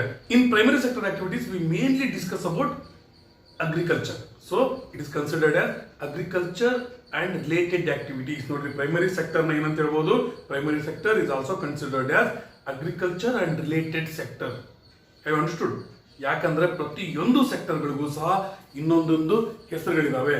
ಹೇಗೆ ಅಂದ್ರೆ ಈಗ primary sector ಏನಂತ ಹೇಳಿದೆ, primary sector is also called as agriculture and related sector. In the same way secondary sector is considered as industrial sector. Industrial sector ಅಂದ್ರೂ ಸಹ ಸೆಕೆಂಡರಿ ಸೆಕ್ಟರ್. ಅದೇ ರೀತಿ tertiary sector is also called as service sector. ಅರ್ಥಾತ್ ಸ್ನೇಹಿತರೆ, ಈಗ primary sector ನಿಮ್ಗೆ ಅರ್ಥ ಆಗಿದೆ ಅನ್ಕೊಂಡಿದ್ವಿ. ಸೆಕೆಂಡರಿ ಸೆಕ್ಟರ್ ನ ಈಗ ಶುರು ಮಾಡೋಣ. ಮತ್ತೆ ನೀವು ಬನ್ನನ್ನೇ ತಗೊಂಡ್ಬನ್ನಿ. ಈ ಬನ್ನನ್ನ ಪ್ರೊಡ್ಯೂಸ್ ಮಾಡಬೇಕಾದ್ರೆ ನ್ಯಾಚುರಲ್ ರಿಸೋರ್ಸಸ್ ಅನ್ನ ಎಕ್ಸ್ಪ್ಲಾಯ್ಟ್ ಮಾಡಿ ವೀಟ್ ಅನ್ನ ಪ್ರೊಡ್ಯೂಸ್ ಮಾಡಬೇಕಾಗುತ್ತೆ. ಹಂಗಂದ್ರೆ ನ್ಯಾಚುರಲ್ ರಿಸೋರ್ಸಸ್ ಅದನ್ನ ಬಳಸಿ ವೀಟ್ ಅನ್ನ ಪ್ರೊಡಕ್ಷನ್ ಮಾಡಿದ್ರಲ್ಲ, ಅದನ್ನ ಪ್ರೈಮರಿ ಸೆಕ್ಟರ್ ಅಂತೀವಿ. ನೋಡಿ, here bakery people they are not all going to sell as wheat. Wheat is actually the product which has been produced by primary sector. But after that what happened? Wheat is a natural product which has been produced by primary sector. Primary sector ಇಂದ produce ಆಗಿರುವಂತಹ natural product ಅದನ್ನ change ಮಾಡಬೇಕಾಯ್ತು. ಅರ್ಥಾತ್ ಸ್ನೇಹಿತರೆ, so secondary sector it includes all the activities which use the natural product and change them by doing some processing or by doing some manufacturing. ಅರ್ಥಾತ್ ಸ್ನೇಹಿತರೆ, ಈಗ ಗೋಧಿಯನ್ನ powder ಮಾಡಿದ್ರು ಅಥವಾ ಬನ್ ಆಗಿ ಪ್ರಿಪೇರ್ ಮಾಡಿದ್ರು ಅಥವಾ ಬಿಸ್ಕೆಟ್ ಆಗಿ ಪ್ರಿಪೇರ್ ಮಾಡಿದ್ರು, ಏನೇ ಪ್ರಿಪೇರ್ ಮಾಡಿದ್ರು ಸಹ ಏನಾಯ್ತು, ನಮಗವರು ಗೋಧಿಯನ್ನ ಮಾರ್ತಾ ಇಲ್ಲ, ಬನ್ ಅಥವಾ ಬ್ರೆಡ್ ಅಥವಾ ಬಿಸ್ಕೆಟ್ ಇವುಗಳನ್ನು ಮಾರ್ತಾ ಇದ್ದಾರೆ. ನೋಡ್ರಿ, ಇಲ್ಲಿ ನ್ಯಾಚುರಲ್ ಪ್ರಾಡಕ್ಟೇ ಅಲ್ಲ, ಇದಿರೋದೇನದು ಮ್ಯಾನ್ ಮೇಡ್ ಪ್ರಾಡಕ್ಟ್. ಇದು to change these natural products into products of more value, some industries are needed or some factories are needed. Have you understood? Because of that only, this secondary sector is also considered as industrial sector. ಅರ್ಥಾತ್ ಸ್ನೇಹಿತರೆ, industrial sector ಅಂದ್ರೂ ಸಹ secondary sector. ಈಗ secondary sector ಇನ್ನೊಂದಿಷ್ಟು ಎಕ್ಸಾಂಪಲ್ಸ್ಗಳನ್ನು ನೋಡೋಣ. Shirt ಅನ್ನು ಹಾಕೊಂಡಿದ್ದೀನಿ. ಈ ಶರ್ಟ್ ಇದನ್ನು ಮಾಡಬೇಕಂದ್ರೆ what is the primary sector product which has been used? That is cotton. ಅರ್ಥಾತ್ ಸ್ನೇಹಿತರೆ, cotton is the primary sectors product. In the same way ಈ ಕಾಟನ್ ಇಂದ ಶರ್ಟ್ ಮಾಡಿದ್ರಲ್ಲ, ಇದು ಸೆಕೆಂಡರಿ ಸೆಕ್ಟರ್ಸ್ ಪ್ರಾಡಕ್ಟ್. ಅರ್ಥಾತ್ ಸ್ನೇಹಿತರೆ, sugar cane is primary sectors product. Then jaggery ಅಂದ್ರೆ ಬೆಲ್ಲ ಅಥವಾ ಶುಗರ್, ಇವೆಲ್ಲ ಏನು ಸೆಕೆಂಡರಿ ಸೆಕ್ಟರ್ಸ್ ಪ್ರಾಡಕ್ಟ್ಸ್. ಅರ್ಥಾತ್ ಸ್ನೇಹಿತರೆ, ನೋಡ್ರಿ, ಬೆಲ್ಲ ಮಾಡ್ಬೇಕಂದ್ರು ಅಥವಾ ಸಕ್ಕರೆ ಮಾಡ್ಬೇಕಂದ್ರು ಅಲ್ಲಿ ಮಷಿನ್ಗಳು ಬೇಕಾ ಅಥವಾ ಇಂಡಸ್ಟ್ರಿಯಲ್ ಸೆಟಪ್ ಬೇಕಾ? ಈ ರೀತಿ ಇಂಡಸ್ಟ್ರಿಯಲ್ ಸೆಟಪ್ ನಿಂದ ಆಗುವಂತಹ ಇವೆಲ್ಲವನ್ನು ಏನಂತೀವಿ ನಾವು ಸೆಕೆಂಡರಿ ಸೆಕ್ಟರ್ ಅಥವಾ ಇಂಡಸ್ಟ್ರಿಯಲ್ ಸೆಕ್ಟರ್ ಅಂತ ಅಂತೀವಿ. ಅರ್ಥ ಆಯ್ತಾ? ಇದ್ರ ನಂತರ ನಾವು ನೆಕ್ಸ್ಟ್ ನೋಡುವಂಥದ್ದು ಕೊನೆಯದು tertiary sector. Actually tertiary sector will not produce anything or any new goods are not produced by tertiary sector, but tertiary sector is going to help primary and secondary sector. ಅರ್ಥಾತ್ ಸ್ನೇಹಿತರೆ, primary ಮತ್ತು secondary sector ಗಳಿಗೆ help ಮಾಡುವಂತ ಕೆಲಸವನ್ನ tertiary sector ಮಾಡುತ್ತೆ, ಅಥವಾ it provides the service to the primary and secondary sectors. So it is considered as service sector. ಅರ್ಥ ಆಯ್ತಾ? ಇದು ಇಂಡಸ್ಟ್ರಿಯಲ್ ಸೆಕ್ಟರ್, ಇದು ಅಗ್ರಿಕಲ್ಚರಲ್ ಅಂಡ್ ರಿಲೇಟೆಡ್ ಸೆಕ್ಟರ್. ಅರ್ಥ ಸ್ನೇಹಿತರೆ, ಇಷ್ಟು ಸರಿಯಾಗಿ ಅರ್ಥ ಮಾಡ್ಕೊಂಡ್ರೆ ಈಗ ಯಾವ ರೀತಿ ಸರ್ವಿಸ್ ಅನ್ನ ಕೊಡುತ್ತೆ ಅನ್ನೋದನ್ನ ಅರ್ಥ ಮಾಡ್ಕೊಳ್ಳೋಣ. ಪ್ರೈಮರಿ ಸೆಕೆಂಡರಿ ಸೆಕ್ಟರ್ಗೆ ಟರ್ಷರಿ ಸೆಕ್ಟರ್ ಹೆಂಗೆ ಸರ್ವಿಸ್ ಅನ್ನು ಕೊಡುತ್ತೆ? Because for primary sector, if they want to sell something, then there is the need of market system. This service is needed. ಇದು ಒಂದೇದು. ಎರಡನೇದು, ಇಫ್ ದೇ ವಾಂಟ್ ಟು transport the goods from one place to another place, then also one service is needed, that is transportation. Have you understood? It is also one service. If you want to do any advertisements, ಯಾವುದೋ ಒಂದು industry ದೊಡ್ಡ product ಅನ್ನು production ಮಾಡಿಬಿಟ್ರು, if they want to do some advertisement, means if they want to give some advertisement, in that situation also they need one service, that is advertisement service, hotel service, banking service, transportation service, advertisement service. ಇವೆಲ್ಲವೂ ಸಹ ಏನಂದ್ರೆ these are going to serve or help or aid primary and secondary sectors. These primary and secondary sectors are helped by third sector, that is known as tertiary sector. It is also considered as service sector. ನೋಡಿ ಸ್ನೇಹಿತರೆ, service sector activities ನಲ್ಲಿ ಇನ್ನೊಂದು special ಇರುವಂತಹ activities ಇದಾವೆ. ಏನು ಅಂದ್ರೆ they are considered as essential activities. They will not directly help or provide service to primary and secondary activities, but they are very very essential. For example teacher, ನಾನೇನಾದರೂ production ಮಾಡಿ ನಿಮಗೆ ಕೊಡ್ತಾ ಇದ್ದೀನಾ? ಇಲ್ಲ. ನೀವು ಯಾವುದೇ ಸ್ಕೂಲ್ನಲ್ಲಿ ಹೋಗ್ರಿ, ಅಥವಾ ನಾನು ಆನ್ಲೈನ್ ಟ್ಯೂಷನ್ ಮಾಡ್ತೀನೋ ಅಥವಾ ಡೈರೆಕ್ಟಾಗಿ ಟ್ಯೂಷನ್ ಮಾಡ್ತೀನಿ, ಅಲ್ಲೇನಾದರೂ ನೀವು ಬಂದು ಕಲ್ತರೂ ಸಹ ಏನಂದ್ರೆ ನೀವು ದುಡ್ಡು ಕೊಡ್ತೀರಿ. ನೀವು ದುಡ್ಡು ಕೊಟ್ಟಿದ್ದಕ್ಕೆ ನಾನು ಪ್ರಾಡಕ್ಟ್ ಅನ್ನ ಕೊಡ್ತಿಲ್ಲ. I am giving you service. It is also essential service. When we go to the doctor ನಿಮಗೆ ಗಿಫ್ಟ್ ಕೊಟ್ಟು ಕಳಿಸ್ತಾರ? ಇಲ್ಲ. ನಿಮಗೆ ಟ್ಯಾಬ್ಲೆಟ್ ಅನ್ನ ಮತ್ತೇನಾದ್ರು ಬೇರೆ ಏನಾದ್ರು ಕೊಟ್ಟರು ಸಹ, ಔಷಧಿಯನ್ನು ಕೊಟ್ಟರು ನಿಮಗೆ ಅದಕ್ಕೆ ನೀವು ದುಡ್ಡು ಕೊಡಲೇಬೇಕು. ಹೌದಾ? ಅಂದ್ರೆ ದೀಸ್ ಆರ್ ಎಸೆನ್ಷಿಯಲ್ ಆಕ್ಟಿವಿಟೀಸ್. ಕಾಪ್ಲರ್, ನಮ್ಮ ಚಪ್ಪಲಿ ಏನಾದ್ರು ಹರಿದಿತ್ತು, ಅದೇನೋ ರಿಪೇರಿ ಮಾಡ್ಬೇಕಂದ್ರೆ ಅವ್ರಿಗೂ ಸಹ ನಾವು ದುಡ್ಡು ಕೊಡ್ತೀವಿ. ಆದ್ರೆ ಅವರು ಎಸೆನ್ಷಿಯಲ್ ಆಕ್ಟಿವಿಟಿಯನ್ನು ಮಾಡ್ತಿದ್ದಾರೆ. ಕಾಪ್ಲರ್ ಆಗಿರ್ಲಿ, ಲಾಯರ್ ಆಗಿರ್ಲಿ, ನೀವು ಬಾರ್ಬರ್ ಎಕ್ಸಾಂಪಲ್ ತಗೊಳ್ರಿ, ಪೊಲೀಸ್ ಎಕ್ಸಾಂಪಲ್ ತಗೊಳ್ರಿ, ಇಲ್ಲೆಲ್ಲ ನಮಗೆ ಸರ್ವಿಸ್ ಅನ್ನು ಕೊಡ್ತಾರೆ. ಹಾಗಾಗಿ ಇವುಗಳನ್ನೇನಂತೀವಿ, ಇವು ಸಹ ಟರ್ಷರಿ ಆಕ್ಟಿವಿಟಿಯಲ್ಲೇ ಇದಾವೆ. ಆದರೆ ಇವು ಎಸೆನ್ಷಿಯಲ್ ಸರ್ವಿಸ್ ಅನ್ನು ಕೊಡುವಂತ activities. They are not directly helping primary and secondary activities. ಅರ್ಥ ಆಯ್ತಾ ಸ್ನೇಹಿತರೆ? ಅದೇ ರೀತಿ ಗವರ್ನಮೆಂಟ್ ಅಫಿಷಿಯಲ್ಸ್ ಅಥವಾ ಅಡ್ಮಿನಿಸ್ಟ್ರೇಷನ್ ಅಲ್ಲಿ ಇರುವಂತವರು ಇವರೆಲ್ಲ ಏನ್ ಮಾಡ್ತಾರೆ, ಇವರು ಸಹ ಸರ್ವಿಸ್ ಅನ್ನು ಕೊಡ್ತಾರೆ. ಅಂದ್ರೆ ಎಸೆನ್ಷಿಯಲ್ ಸರ್ವಿಸ್ ಅನ್ನು ಕೊಡ್ತಾರೆ. ಈಗ ಇತ್ತೀಚೆಗೆ ಇನ್ನೊಂದಿಷ್ಟು ಆಕ್ಟಿವಿಟೀಸ್ಗಳು ಟರ್ಷರಿ ಸೆಕ್ಟರ್ ನಲ್ಲೇ ಬರ್ತವೆ. ಏನಂದ್ರೆ IT, information technology, and then internet facility ಕೊಡ್ತಾರಲ್ಲ, ಇಂಟರ್ನೆಟ್ ಕೆಫೆ ಆಗಿರ್ಲಿ, ಇಂಟರ್ನೆಟ್ ಫೆಸಿಲಿಟಿಯನ್ನ ಕೊಡುವಂತ ಯಾವುದೇ ಕಂಪ್ನಿಗಳಾಗಿರ್ಲಿ, ಅಥವಾ ATM ಬೂತ್ಸ್ ಆಗಿರ್ಲಿ, ಸಾಫ್ಟ್ವೇರ್ ಕಂಪನೀಸ್ ಆಗಿರ್ಲಿ, ಇವೆಲ್ಲ ಏನು ಇವು ಸಹ ಹೊಸದಾಗಿ ಟರ್ಷರಿ ಸೆಕ್ಟರ್ ನಲ್ಲಿ ಇನ್ಕ್ಲೂಡ್ ಆಗಿರುವಂತಹ ಆಕ್ಟಿವಿಟೀಸ್. ಸ್ನೇಹಿತರೆ, ಈಗ ನಾವು ಪ್ರೈಮರಿ, ಸೆಕೆಂಡರಿ ಮತ್ತು ಟರ್ಷರಿ ಸೆಕ್ಟರ್ಗಳ ಬಗ್ಗೆ ಕಂಪ್ಲೀಟ್ ಆಗಿ ಅರ್ಥ ಮಾಡ್ಕೊಂಡಿದ್ವಿ. ಇದ್ರ ಬಗ್ಗೆ ಏನೇ ಕ್ವಶನ್ ಬಂದರೂ ಸಹ ನೀವು ಡೌಟ್ ಇಲ್ಲದಂತೆ ಅದ್ಭುತವಾಗಿ ಮಾರ್ಕ್ಸ್ ತೆಗಿತಾರೆ ಅಂತ ನಂಬ್ಕೊಂಡಿದ್ದೀನಿ. ಸ್ನೇಹಿತರೆ, ಈಗ ಇನ್ನೊಂದಿಷ್ಟು ಎಕ್ಸಾಂಪಲ್ಗಳನ್ನ ಇದ್ರ ಬಗ್ಗೆ ಸ್ಟಡಿ ಮಾಡೋಣ. ನಾವು ವುಡನ್ ಚೇರ್ ಅನ್ನ ಎಕ್ಸಾಂಪಲ್ ತಗೊಂಡ್ರೆ, ವುಡ್ ಇದು ನ್ಯಾಚುರಲ್ ಆಗಿರುವಂಥದ್ದು. ಈ ಕಟ್ಟಿಗೆಯನ್ನ ಅಥವಾ ಪಲ್ಪ್ ಅನ್ನ ತಗೊಂಡ್ಬರ್ತಾರಲ್ಲ, ಇದನ್ನ ನಾವು ಪ್ರೈಮರಿ ಸೆಕ್ಟರ್ ಅಂತ ತಗೊಂಡ್ರೆ, ಚೇರ್ ಅನ್ನ ಪ್ರಿಪೇರ್ ಮಾಡ್ತಾರಲ್ಲ, ಇದನ್ನ ಸೆಕೆಂಡರಿ ಸೆಕ್ಟರ್ ಆಕ್ಟಿವಿಟಿ ಅಂತ ನಾವು ಕನ್ಸಿಡರ್ ಮಾಡಬಹುದು. ಇದನ್ನ ಒಂದ್ ಪ್ಲೇಸ್ ಇಂದ ಇನ್ನೊಂದ್ ಪ್ಲೇಸ್ಗೆ ಟ್ರಾನ್ಸ್ಪೋರ್ಟೇಷನ್ ಮಾಡ್ತೀವಿ, ಅಥವಾ ಅದ್ರ ಬಗ್ಗೆ ಏನಾದ್ರು ಅಡ್ವರ್ಟೈಸ್ ಮಾಡ್ತೀವಿ ಅಂದ್ರೆ ಇದು ಏನು ಟರ್ಷರಿ ಸೆಕ್ಟರ್ಗೆ ಎಕ್ಸಾಂಪಲ್. ಆಲ್ರೆಡಿ ಶರ್ಟಿನ ಎಕ್ಸಾಂಪಲ್ ಅನ್ನ, ಶುಗರ್ ಕೇನಿನ ಎಕ್ಸಾಂಪಲ್ ಅನ್ನ, ಬನ್ನಿನ ಎಕ್ಸಾಂಪಲ್ ಅನ್ನ, ಈ ರೀತಿ ಬೇರೆ ಬೇರೆ ಎಕ್ಸಾಂಪಲ್ಗಳನ್ನ ತಗೊಂಡಿದ್ವಿ. ಜೊತೆಗೆ ನಾವೇನಾದ್ರೂ ಕಾರ್ ಅಥವಾ ಬೈಕ್ ಇವುಗಳ ಎಕ್ಸಾಂಪಲ್ ತಗೊಂಡ್ರೆ, ನ್ಯಾಚುರಲ್ ರಿಸೋರ್ಸಸ್ ಅನ್ನ ಬಳಸಿನೇ ಮೆಟಲ್ಸ್ ಅನ್ನ ರೆಡಿ ಮಾಡ್ತಾರೆ. ಅಂದ್ರೆ ಮೈನಿಂಗ್ ಮಾಡಿ ಏನು ಮಿನರಲ್ಸ್ ಅನ್ನ ಎಕ್ಸ್ಟ್ರಾಕ್ಟ್ ಮಾಡ್ತಾರೆ. ಇದನ್ನು ನಾವು ಪ್ರೈಮರಿ ಸೆಕ್ಟರ್ ನಲ್ಲಿ ಕನ್ಸಿಡರ್ ಮಾಡಿದ್ರೆ, ನಂತರ ಅದರಿಂದ ಇಂಡಸ್ಟ್ರಿಗಳಲ್ಲಿ ಅಥವಾ ಫ್ಯಾಕ್ಟರಿಗಳಲ್ಲಿ ಈ ವೆಹಿಕಲ್ಸ್ ಗಳನ್ನ ರೆಡಿ ಮಾಡ್ತಾರೆ. ಇದನ್ನ ಸೆಕೆಂಡರಿ ಸೆಕ್ಟರ್ಗೆ ಎಕ್ಸಾಂಪಲ್ ತಗೋಬಹುದು. ಈ ವೆಹಿಕಲ್ ಗಳನ್ನ ರೆಡಿ ಮಾಡಿದ ಮೇಲೆ ದೊಡ್ಡ ಹೀರೋಯಿನ್, ಕ್ರಿಕೆಟರೋ ಯಾರನ್ನೋ ತಗೊಂಡು ಅಥವಾ ಒಂದು ಹೊಸ ಸ್ಟ್ರಾಟಜಿಯನ್ನ ಮಾಡಿ ಅಡ್ವರ್ಟೈಸ್ಮೆಂಟ್ ಮಾಡ್ತಾರೆ, ಅಥವಾ ಅವುಗಳನ್ನ ಟ್ರಾನ್ಸ್ಪೋರ್ಟ್ ಮಾಡ್ತಾರೆ, ಅಥವಾ ಬ್ಯಾಂಕಿಂಗ್ ಹೆಲ್ಪ್ ತಗೊಂತಾರೆ. ಇವೆಲ್ಲ ಏನು ಟರ್ಷರಿ ಸೆಕ್ಟರ್ಗೆ ಎಕ್ಸಾಂಪಲ್. ಯಾವುದೇ ಒಂದು ವಸ್ತುವನ್ನು ತಗೊಂಡ್ರು ಸಹ ನೀವು ಅದರ ಪ್ರೈಮರಿ, ಸೆಕೆಂಡರಿ, ಟರ್ಷರಿ ಇವು ಯಾವ ಅನ್ನೋದನ್ನ ನೀವು ಅರ್ಥ ಮಾಡ್ಕೊಳ್ಬೇಕು. ಅರ್ಥ ಆಗ್ತದೆ? ಈಗ ನೆಕ್ಸ್ಟ್ ಕಾನ್ಸೆಪ್ಟ್, ಈ ಲೆಸನ್ ಇರುವಂತಹ ಇನ್ನೊಂದು ಇಂಪಾರ್ಟೆಂಟ್ ಕಾನ್ಸೆಪ್ಟ್, ಎಕ್ಸಾಮಿನೇಷನ್ ನಲ್ಲಿ ಇದನ್ನು ಸಹ ಕೇಳಬಹುದು. ಅದು ಏನಂದ್ರೆ, all the 3 sectors are highly inter dependent. ಅಂದ್ರೆ ಇವು ಮೂರು ಸಹ ಪ್ರೈಮರಿ, ಸೆಕೆಂಡರಿ ಮತ್ತು ಟರ್ಷರಿ ಸೆಕ್ಟರ್ಸ್ ಒಂದು ಇನ್ನೊಂದ್ರ ಮೇಲೆ ಕಂಪ್ಲೀಟ್ ಆಗಿ ಡಿಪೆಂಡ್ ಆಗಿದಾವೆ. ಹೇಗೆ, ಯಾವ ರೀತಿ ಹೇಳ್ತೀರಿ ಸ್ನೇಹಿತರೆ? Primary, secondary and tertiary sectors are highly interdependent because ಇಲ್ಲಿ ನಾವು ಒಂದಿಷ್ಟು ಎಕ್ಸಾಂಪಲ್ಗಳನ್ನು ಕೊಡಬಹುದು. ಏನು ಅಂದ್ರೆ, for example, if farmers they decide not to sell their sugar cane to any particular factory or mill, in that situation what happens, that mill has to be shut down. ಅರ್ಥ ಆಯ್ತಾ? ಅಥವಾ ಬಹಳ ದೂರದಿಂದ ತರ್ತೀವಿ ಅಂದ್ರೆ ಕಾಸ್ಟ್ ಆಫ್ ಪ್ರೊಡಕ್ಷನ್ ಮತ್ತೆ ಹೆಚ್ಚಿಗೆ ಆಗುತ್ತೆ. ಅರ್ಥ ಆಯ್ತಾ ಸ್ನೇಹಿತರೆ? ನೋಡ್ರಿ, ಸೆಕೆಂಡರಿ ಸೆಕ್ಟರ್ ಪ್ರೈಮರಿ ಸೆಕ್ಟರ್ ಮೇಲೆ ಯಾವ ರೀತಿ ಡಿಪೆಂಡ್ ಇದೆ. ಈಗ ನೋಡಿ, ಸೆಕೆಂಡರಿ ಸೆಕ್ಟರ್ ಅಂದ್ರೆ ಈ ಮ್ಯಾನುಫ್ಯಾಕ್ಚರಿಂಗ್ ಏನ್ ಮಾಡ್ತಾರೆ, ಈ ಫ್ಯಾಕ್ಟರೀಸ್ ಅಥವಾ ಇಂಡಸ್ಟ್ರೀಸ್ ನಮ್ಮ ಇಂಡಿಯಾದ ಪ್ರಾಡಕ್ಟ್ಗಳನ್ನ, ಅಂದ್ರೆ ಪ್ರೈಮರಿ ಸೆಕ್ಟರ್ ನ ಪ್ರಾಡಕ್ಟ್ಗಳನ್ನ ಅಥವಾ ಅಗ್ರಿಕಲ್ಚರ್ ಪ್ರಾಡಕ್ಟ್ಗಳನ್ನ ಪರ್ಚೇಸ್ ಮಾಡಲ್ಲ.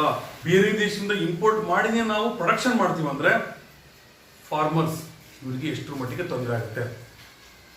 ದೋ they can change their crop, then also they are going to face too much of loss. Have understood? So here we understood primary sector is also depending upon secondary sector. ಅರ್ಥ ಆಯ್ತಾ? ಇನ್ನೊಂದು example ತಗೋಣ. ಈಗ ಅವ್ರಿಗೆ farmers example ತಗೊಳ್ರಿ. ಫಾರ್ಮರ್ಸ್ಗೆ ಕೇವಲ natural resources ಅಥವಾ natural factors ಅಷ್ಟೇ ಬೇಕಾಗಿಲ್ಲ. They need so many machines, they need insecticides, pesticides, fertilisers. ಈ ರೀತಿ ಬೇರೆ ಬೇರೆ ವಸ್ತುಗಳು ಬೇಕಾಗ್ತವೆ. ಅವೆಲ್ಲದರ ರೇಟ್ ಹೆಚ್ಚಿಗೆ ಆಯ್ತಂದ್ರೆ again cost of production will be raised. Have you understood? If cost of one sector's production is raised, then cost of production in each and every sector will be raised, because of which prices will be raised. ಅರ್ಥಾತ್ ಸ್ನೇಹಿತರೆ, ಎಲ್ಲಾ ಗುಡ್ಸ್ಗಳ prices rice ಆಗ್ತಾನೆ ಹೋಗುವಂತ chance ಇರುತ್ತೆ. ಇದರ ನಂತರ ಇನ್ನೊಂದು example ನಾವು ತಗೊಂಡ್ರೆ, when bandh takes place or strikes take place, ಅರ್ಥಾತ್ ಸ್ಟ್ರೈಕ್ ಆಯಿತು ಅಥವಾ ಬಂದ್ಗಳು ಆದವು ಅಂದ್ರೆ ಅವಾಗ ಟ್ರಾನ್ಸ್ಪೋರ್ಟೇಷನ್ ಆಗಲಿಲ್ಲ, ಅದನ್ನು ಲಾರಿ ಡ್ರೈವರ್ಗಳ ಟ್ರಾನ್ಸ್ಪೋರ್ಟೇಷನ್ ಮಾಡಲ್ಲ ಅಂತ ಸ್ಟ್ರೈಕ್ ಮಾಡಿರಲಿ, ಅಥವಾ ಬೇರೆ ಯಾವುದೇ ರೀತಿ ಸ್ಟ್ರೈಕ್ ಆಗಿರಲಿ, ಅಥವಾ ಈಗ ಕರೋನಾದಿಂದ ಎಷ್ಟು ದಿನ ಲಾಕ್ಡೌನ್ ಆಗಿತ್ತು, ಆ ಸಂದರ್ಭದಲ್ಲಿ ಜನರಿಗೆ ಏನು ಭಯ ಇತ್ತು ಹೇಳ್ರಿ, ಊಟಕ್ಕೂ ಸಹ ಸಿಗುತ್ತಾ ಇಲ್ಲೋ, ನೆಕ್ಸ್ಟ್ ರೇಷನ್ ಸಹ ಸಿಗುತ್ತಾ ಇಲ್ಲೋ, ಎಲ್ಲ ಟ್ರಾನ್ಸ್ಪೋರ್ಟೇಷನ್ ಸಿಸ್ಟಮ್ ಎಲ್ಲ ಬಂದಾದ್ರೆ ಸ್ಟಾಪ್ ಆದ್ರೆ ಅವಾಗ ಅಂಗಡಿಗಳಲ್ಲಿ ಇರೋ ಅಷ್ಟು ದಿನ ಅಷ್ಟೇ ನಮಗೆ ರೇಷನ್ ಸಿಗುತ್ತೆ, ಉಳಿದ ದಿನಗಳಲ್ಲಿ ನಮಗೆ ಇನ್ನೂ 1 ತಿಂಗಳು ಅಥವಾ 2 ತಿಂಗಳಾದ್ರೆ ನಮಗೆ ರೇಷನ್ ಸಿಗುತ್ತೋ ಇಲ್ಲೋ ಅನ್ನೋ ಭಯ ಸಹ ಇತ್ತು. ಅರ್ಥ ಆಯ್ತಾ ನೋಡ್ರಿ, ಒಂದು ಸಿಸ್ಟಮ್ ಸ್ಟಾಪ್ ಆದ್ರೆ ಇನ್ನೊಂದು ಸಿಸ್ಟಮ್ ಸಹ ಬರ್ಡನ್ ಅನ್ನ ಫೇಸ್ ಮಾಡಬೇಕಾಗುತ್ತೆ. ಇದರಿಂದ ನಮ್ಗೆ ಏನ್ ಗೊತ್ತಾಯ್ತು, each and every sector it is interdependent, not only interdependent, it is highly interdependent. ಅರ್ಥಾತ್ ಸ್ನೇಹಿತರೆ, all the sectors are highly interdependent.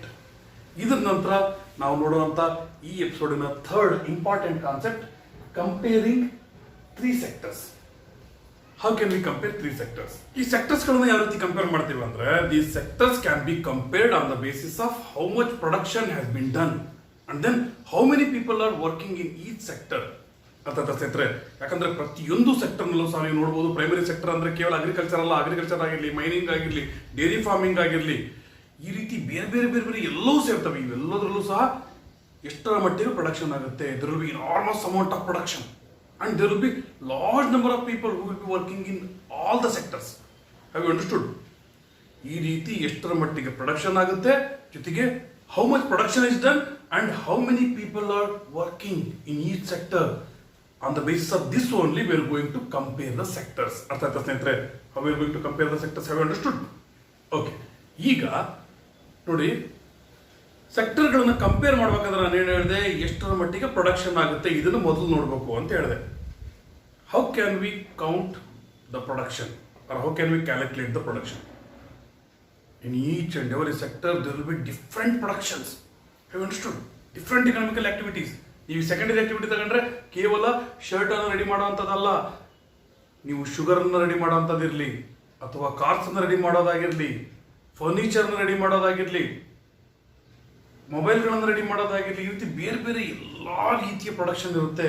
ಈ ರೀತಿ ಪ್ರತಿಯೊಂದು ಸೆಕ್ಟರ್ನೂ ಸಹ ಬಹಳಷ್ಟು ಪ್ರೊಡಕ್ಷನ್ ಆಗುತ್ತೆ, ಬಹಳಷ್ಟು production of goods and services it will be there in each and every sector. So we feel it is impossible task to count all the production.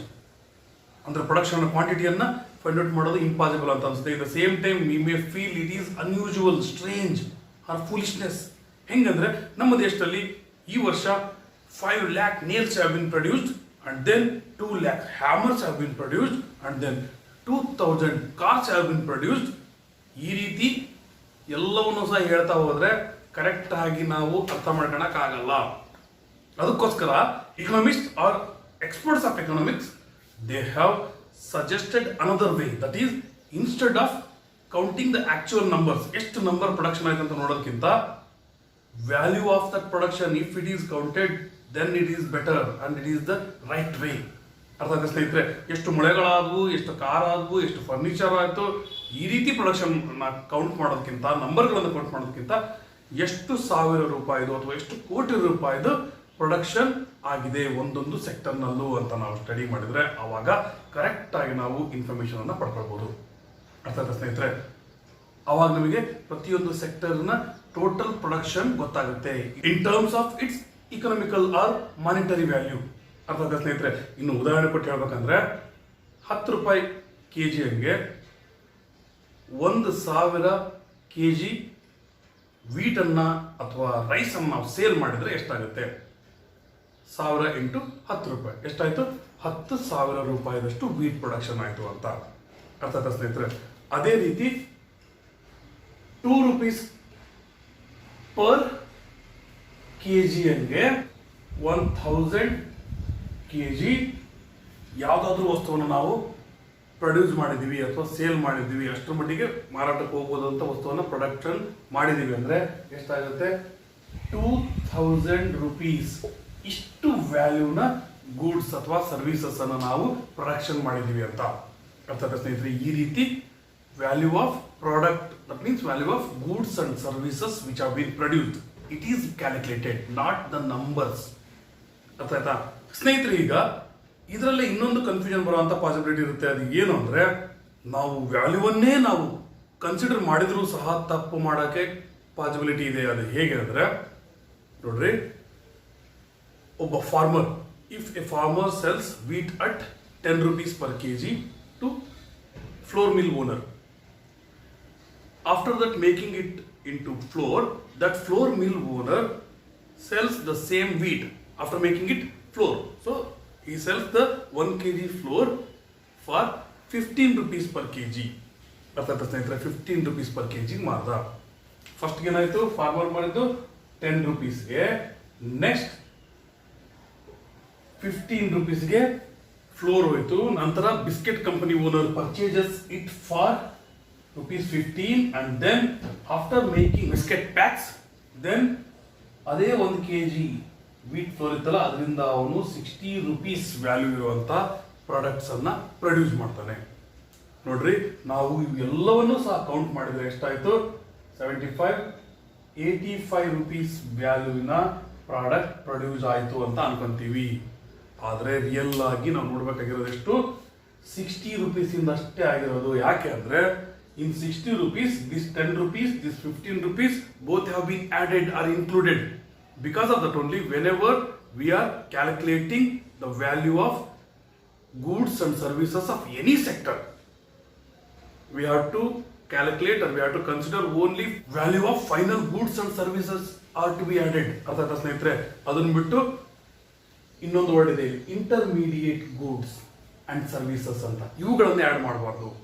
ಈಗ what you mean by final goods and services and intermediate goods and services or differentiate between them. ಈ ರೀತಿ ಸಹ text book ಮಧ್ಯದಿಂದ question ಬರ್ಬೋದು.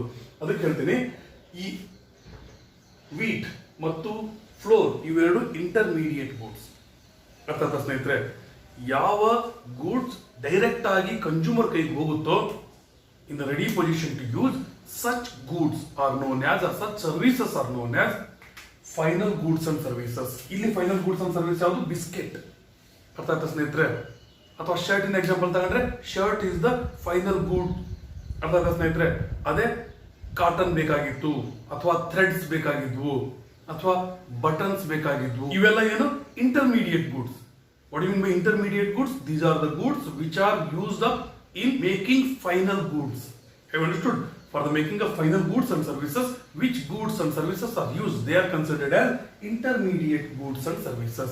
Have you understood? Here what can be concluded, in calculating the value of particular sector or any sector, we have to calculate and we have to consider only final goods and services.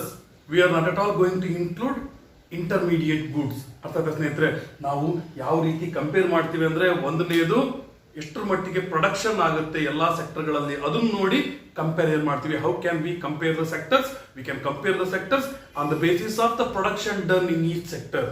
ಯಾವ sector ಬಹಳ powerful ಇದೆ, ಯಾವ sector ಬಹಳ dominant ಇದೆ. Primary sector ಅಲ್ಲಿ ಬಹಳ production ಆದ್ರೆ ಅದನ್ನು ಡಾಮಿನೆಂಟ್ ಅಂತೀವಿ, ಸೆಕೆಂಡರಿ ಇದ್ರೆ ಅದನ್ನು ಡಾಮಿನೆಂಟ್, ಟರ್ಷರಿ ಇದ್ರೆ ಅದನ್ನು ಡಾಮಿನೆಂಟ್. ಹಾಗಾದ್ರೆ ಪ್ರೊಡಕ್ಷನ್ ಆಫ್ ಈಚ್ ಸೆಕ್ಟರ್ ಯಾವ ರೀತಿ ಹೇಳ್ತೀವಿ ಅಂದ್ರೆ, the value of final goods and services produced in each sector during a particular year, it provides production of that particular sector. ಒಂದು ಪರ್ಟಿಕ್ಯುಲರ್ ಸೆಕ್ಟರ್ ನಲ್ಲಿ 1 year ನಲ್ಲಿ ಎಷ್ಟು ಟೋಟಲ್ ವ್ಯಾಲ್ಯೂವಿನ final goods and services production ಆದವು, ಅದನ್ನೆಲ್ಲ ಸೇರಿಸಿ primary sector ನ production ಅಂತ ಅಂತೀವಿ. ಅರ್ಥಾತ್ ಸ್ನೇಹಿತರೆ, ಪ್ರೈಮರಿ ಸೆಕ್ಟರ್ ನಲ್ಲಿ ಅಗ್ರಿಕಲ್ಚರ್ ಇರಲಿ, ಮೈನಿಂಗ್ ಇರಲಿ, ಫಿಶಿಂಗ್ ಇರಲಿ, ಡೇರಿ ಫಾರ್ಮಿಂಗ್ ಇರಲಿ, ಈ ರೀತಿ ಎಲ್ಲವುಗಳನ್ನ ಸೇರಿಸಿ ಎಲ್ಲ ಆಕ್ಟಿವಿಟೀಸ್ಗಳಿಂದ ಎಷ್ಟರ ಮಟ್ಟಿಗೆ ಫೈನಲ್ ಗೂಡ್ಸ್ ಮತ್ತು ಸರ್ವಿಸಸ್ಗಳು ಪ್ರೊಡಕ್ಷನ್ ಆಗುವು, ಅವುಗಳ ವ್ಯಾಲ್ಯೂ ಎಷ್ಟು, ಅದೆಲ್ಲ ಸೇರಿಸಿ ಏನಂತೀವಿ ನಾವು, it is the production of that sector. Have understood? ಹಾಗಾದ್ರೆ sum of the production of all 3 sectors, it is known as GDP, gross domestic product. ಅರ್ಥ ಮಾಡ್ಕೊಂಡ್ರೆ GDP ಅಂದ್ರೇನು, gross domestic product. It is the sum, ಅಂದ್ರೆ ಯಾವುದರ sum? These 3 sectors ಗಳ production sum. ಇಲ್ಲಿ 1 crore ರೂಪಿಯ production ಆಗಿದೆ, ಅಂದ್ರೆ ಇಲ್ಲಿ ಸಹ 1 crore ರೂಪಿ ಪ್ರೊಡಕ್ಷನ್ ಆಗಿದೆ, ಇಲ್ಲಿ ಸಹ 1 crore rupees ನ ಪ್ರೊಡಕ್ಷನ್ ಆಗಿದೆ. ಅಂದ್ರೆ ಇವು ಮೂರನ್ನು ಸೇರಿಸಿದ್ರೆ ಎಷ್ಟಾಯ್ತು? Sum of these 3 sectors is 3 crore rupees. ಅಂದ್ರೆ GDP ಈಸ್ 3 crore rupees ಅಂತ ಅರ್ಥ ಆಯ್ತಾ ಸ್ನೇಹಿತರೆ? GDP ಅಂದ್ರೆ GDP means gross domestic product. How GDP is calculated? GDP is calculated by adding the product or total product of all 3 sectors. Have you understood? ಅರ್ಥ ಆಯ್ತಾ ಸ್ನೇಹಿತರೆ? ಈಗ ಯಾವುದೇ ದೇಶ ರಿಚ್ ಅಥವಾ ಪೂರ್ ಇದನ್ನ ನಾವು ಡಿಸೈಡ್ ಮಾಡೋದು ಯಾವ್ದ್ರಿಂದ ಅಂದ್ರೆ by observing the GDP of that nation or by observing gross domestic product. GDP ಪ್ರಕಾರ ನೋಡಿದ್ರೆ ನಮ್ಮ ಇಂಡಿಯಾ GDP ಎಷ್ಟಿದೆ ಅಂದ್ರೆ ಈಗ 2.94 ಸಮಥಿಂಗ್ ಇದ್ರೆ ಹತ್ತತ್ರ ಇದೆ. ನಮ್ಮ ಇಂಡಿಯಾ GDP ಯಲ್ಲಿ 5th ಪ್ಲೇಸ್ ನಲ್ಲಿದೆ. ಅದೇ ಅಮೆರಿಕ ಫಸ್ಟ್ ಪ್ಲೇಸ್ ನಲ್ಲಿದೆ. ಇದರ GDP $20 trillion ಹೆಚ್ಚಿಗಿದೆ. ಚೈನಾ ಸೆಕೆಂಡ್ ಪ್ಲೇಸ್ ನಲ್ಲಿದೆ, ಇದ್ರದ್ದು $14 trillion ಹೆಚ್ಚಿಗಿದೆ.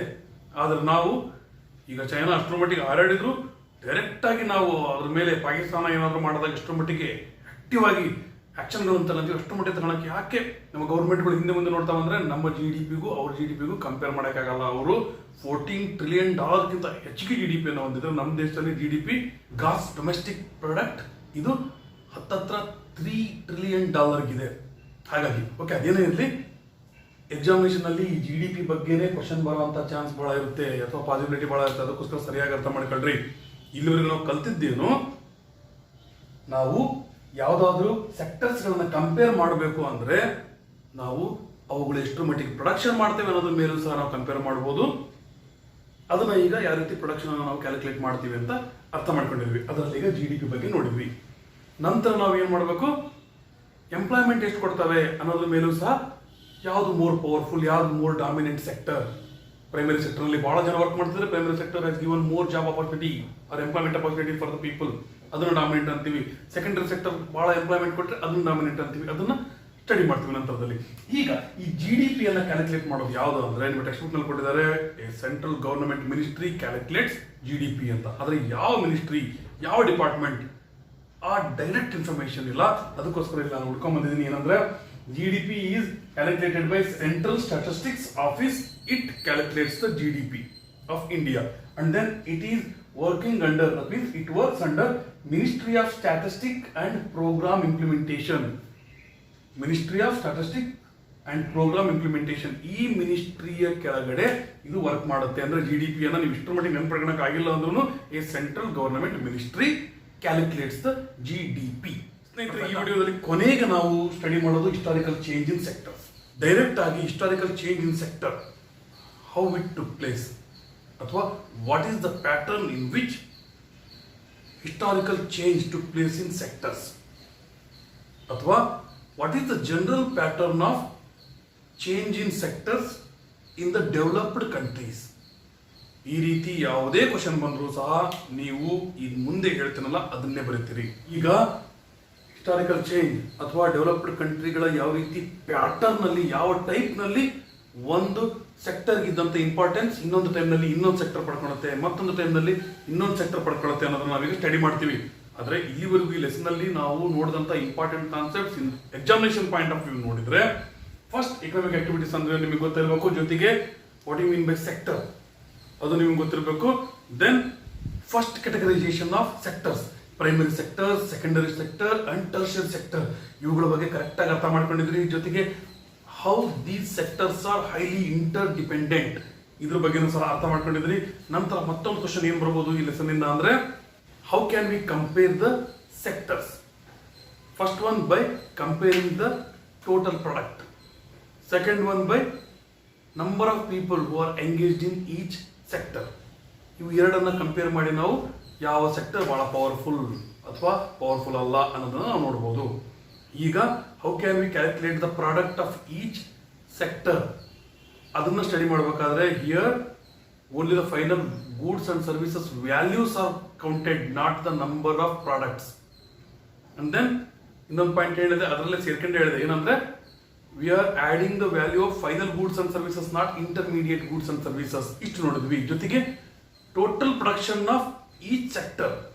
It means that total production of each sector ಅಂದ್ರೆ ಒಂದು ವರ್ಷದ ಅವಧಿಯಲ್ಲಿ ಫೈನಲ್ ಗೂಡ್ಸ್ ಮತ್ತು ಸರ್ವಿಸಸ್ ಅನ್ನ ಆ ಸೆಕ್ಟರ್ ಎಷ್ಟರ ಮಟ್ಟಿಗೆ ಪ್ರೊಡಕ್ಷನ್ ಮಾಡುತ್ತೆ ಅದರ ವ್ಯಾಲ್ಯೂ, ಅದನ್ನ ಆ ಸೆಕ್ಟರ್ ನ ಟೋಟಲ್ ಪ್ರೊಡಕ್ಷನ್ ಅಂತೀವಿ. Total production of each sector means the value of final goods and services which are produced in each sector during a particular year.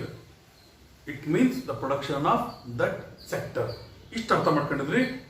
ಇದ್ರ ಮೇಲೆ ಎಲ್ಲ ಸೆಕ್ಟರ್ಗಳನ್ನ ನಾವು ಕಂಪೇರ್ ಮಾಡಬಹುದು. ಇದ್ರ ನಂತರ ನೆಕ್ಸ್ಟ್ ನೋಡಿದ್ದೇನೆಂದ್ರೆ GDP, ಗ್ರಾಸ್ ಡೊಮೆಸ್ಟಿಕ್ ಪ್ರಾಡಕ್ಟ್. ಇದ್ರ ಮೀನಿಂಗ್ ಏನು? It is the sum of the product of all 3 sectors. ಅರ್ಥ ಆಯ್ತಾ ಸ್ನೇಹಿತರೆ? ಇದ್ರ ನಂತರ ನಾವು ಈಗ ಕೊನೆಯದಾಗಿ ಇವತ್ತಿನ ಎಪಿಸೋಡ್ ನಲ್ಲಿ ಹಿಸ್ಟಾರಿಕಲ್ ಚೇಂಜ್ ಇನ್ ಸೆಕ್ಟರ್ಸ್ ಇದ್ರ ಬಗ್ಗೆ ಅರ್ಥ ಮಾಡ್ಕೊಳ್ತಿದೀವಿ. This concept can be asked in different ways. Already I told what is the general pattern of shift in sectors or change in sectors or change in the importance of sectors in the developed countries ಅಂತ ಕೇಳಲಿ, ಅಥವಾ write a note on historical change in sectors ಈ ರೀತಿನೇ ಕೇಳಲಿ. ನಾವು ಬರೀಬೇಕಾಗಿರುವಂಥದ್ದು ಇನ್ನು ಮುಂದೆ ಏನು ಹೇಳ್ತೀನಿ ಅದನ್ನೇ. ಅರ್ಥ ಆಯ್ತಾ ಸ್ನೇಹಿತರೆ? If you take the example of developed countries, ಅಂದ್ರೆ ಡೆವಲಪ್ಡ್ ಕಂಟ್ರಿಗಳ ಎಕ್ಸಾಂಪಲ್ ತಗೊಂಡ್ರೆ ಅಥವಾ ಆ ದೇಶಗಳ ಹಿಸ್ಟ್ರಿಯನ್ನು ಸ್ಟಡಿ ಮಾಡಿದ್ರೆ, in the initial stages of development, people of those countries, they were following agriculture mainly or primary sector mainly. ಅರ್ಥಾತ್ ಸ್ನೇಹಿತರೆ, ಯಾವಾಗ ಪ್ರೊಡಕ್ಷನ್ ಸ್ವಲ್ಪ ಚೆನ್ನಾಗಿ ಶುರುವಾಯಿತು, improved methods of production was done, then people started to do some business or they started to do some crafts. That means they became traders or craft persons and buying and selling. These activities developed. ಯಾವಾಗ agriculture ಅನ್ನ ಅಥವಾ primary activities ಅನ್ನು ಏನ್ ಮಾಡ್ತಿದ್ರು, ಹೆಚ್ಚು ಜನ ಸೇರಿ ಕಡಿಮೆ ಪ್ರೊಡಕ್ಷನ್ ಮಾಡ್ತಿದ್ರು, ಅದನ್ನ ಈಗ ಕಡಿಮೆ ಜನ ಸೇರಿ ಹೆಚ್ಚು ಪ್ರೊಡಕ್ಷನ್ ಮಾಡೋದಕ್ಕೆ ಆಯ್ತು, ಆ ರೀತಿ ಸಿಚುವೇಶನ್ ಬಂತು. ಅವಾಗ ಅಗ್ರಿಕಲ್ಚರ್ ನಲ್ಲಿ ಇದ್ದಂತ ಜನ ಒಂದಿಷ್ಟು ಜನ ಏನ್ ಮಾಡಿದ್ರು, ಅವರು ಬಿಸ್ನೆಸ್ ಅನ್ನ, ಟ್ರೇಡಿಂಗ್ ಅನ್ನ, ನಂತರ ಟ್ರಾನ್ಸ್ಪೋರ್ಟೇಷನ್ ಅನ್ನ, ಸ್ವಲ್ಪ ಜನ ಆರ್ಮಿಯಲ್ಲಿ ಜಾಯ್ನ್ ಆಗೋದು, ಗವರ್ಮೆಂಟ್ ಸರ್ವಿಸ್ ನಲ್ಲಿ ಜಾಯ್ನ್ ಆಗೋದು, ಈ ರೀತಿ ಬೇರೆ ಬೇರೆದ್ರಲ್ಲಿ ಜಾಯ್ನ್ ಆಗೋಕೆ ಶುರುವಾದ್ರು. ಅರ್ಥಾತ್ ಸ್ನೇಹಿತರೆ, first important sector in the historical time that is primary sector. ಅರ್ಥ ಆಯ್ತಾ? ಯಾವಾಗ ಡೆವಲಪ್ಮೆಂಟ್ ಆಗ್ತಾ ಆಗ್ತಾ ಹೋಯ್ತು, ಆದರೂ ಸಹ ಏನಾಗಿತ್ತು ಅಂದ್ರೆ almost all the products which were produced they were natural products. Because of that only most of the people they were engaged in primary sector. ಅರ್ಥ ಆಯ್ತಾ? ಪ್ರೊಡಕ್ಷನ್ ಪ್ರೈಮರಿ ಸೆಕ್ಟರ್ನಲ್ಲೇ ಬಹಳ ಇತ್ತು, ಎಂಪ್ಲಾಯ್ಮೆಂಟ್ ಸಹ ಪ್ರೈಮರಿ ಸೆಕ್ಟರ್ನಲ್ಲೇ ಬಹಳ ಇತ್ತು. ಅದರ ನಂತರ ಅಂದರೆ 100 ವರ್ಷಗಳ ಹಿಂದೆ ಅವಾಗ ಏನಾಗಿತ್ತು, as you know there was industrial revolution, advanced methods of production or manufacturing started. As advanced methods of manufacturing started, then more number of factories and industries started. ದೊಡ್ಡ ದೊಡ್ಡ ಇಂಡಸ್ಟ್ರಿಗಳು, ಫ್ಯಾಕ್ಟ್ರಿಗಳು ಶುರುವಾದವು, ಹೆಚ್ಚು ಜನ ಫ್ಯಾಕ್ಟ್ರೀಸ್ ನಲ್ಲಿ ವರ್ಕ್ ಮಾಡೋಕೆ ಶುರು ಮಾಡಿದ್ರು. ಇಲ್ಲಿ ನಿಮಗೆ ಏನು ಗೊತ್ತಾಯ್ತು ನೋಡ್ರಿ, ಪ್ರೈಮರಿ ಸೆಕ್ಟರ್ ಮೇಲೆ ಹೆಚ್ಚು ಡಿಪೆಂಡೆನ್ಸಿ ಇತ್ತು, ಅಂದ್ರೆ ಹೆಚ್ಚು ಜಾಬ್ ಆಪರ್ಚುನಿಟೀಸ್ ಕೊಡ್ತಾ ಇತ್ತು. ನಂತರ ಏನಾಯ್ತು, ಕಾಲ ಕಳೆದಂತೆ ಟೆಕ್ನಾಲಜಿಕಲ್ ಡೆವಲಪ್ಮೆಂಟ್ ಆಯಿತು, ಮ್ಯಾನುಫ್ಯಾಕ್ಚರಿಂಗ್ ನಲ್ಲಿ ಬಹಳ ಡೆವಲಪ್ಮೆಂಟ್ ಆಯಿತು, ಫ್ಯಾಕ್ಟ್ರೀಸ್ ಇಂಡಸ್ಟ್ರಿ ಶುರು ಆದಾಗ ಹೆಚ್ಚು ಎಂಪ್ಲಾಯ್ಮೆಂಟ್ ಅಪಾರ್ಚುನಿಟೀಸ್ ಅನ್ನ ಈ ಫ್ಯಾಕ್ಟ್ರಿಗಳು ಸಹ ಕೊಡೋಕೆ ಶುರು ಮಾಡಿದ್ವು. ನೋಡ್ರಿ, ಶಿಫ್ಟ್ ಆಯ್ತಾ ಅಥವಾ ಚೇಂಜ್ ಇನ್ ಸೆಕ್ಟರ್ ಆಯ್ತಾ in respect of employment. In the same time these factories could produce the goods at cheap rate. ನೋಡ್ರಿ, factory made goods were sold in the market at cheap rate. Because of that only people start to buy these goods. ಯಾವಾಗ ಅದನ್ನು purchase ಮಾಡೋಕೆ ಶುರು ಮಾಡಿದ್ರು, ಅವಾಗ ಏನಾಯ್ತು, production from secondary sector, production also became more important or more dominant.